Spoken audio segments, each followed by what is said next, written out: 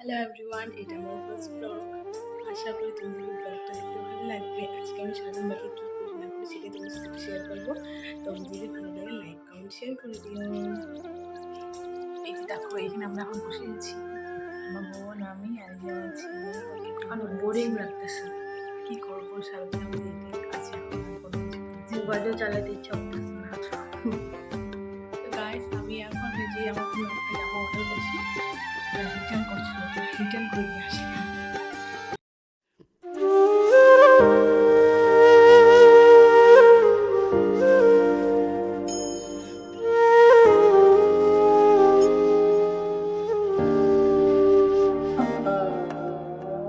বাবা মানে হাজার বিকেল আমার ছেলেবেলা, বাবা মানে রোজ সকালে পুতুল পুতুল খেলা।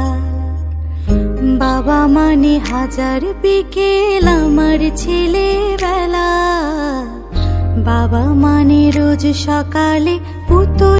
তো গাইস, আজকে আমার বোন আমাকে হচ্ছে আলুর পরোটা বানিয়ে খাওয়াবে কিনা বল।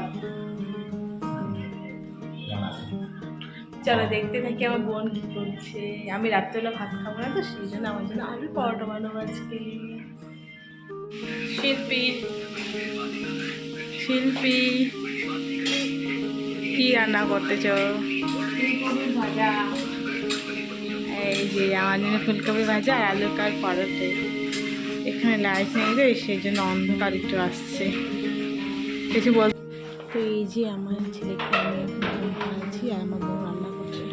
ওর বাবাও বাড়িতে ছিল না, তো আমি একটু ঘুম পাড়াচ্ছি, একটু কান্নাকাটি করছিল।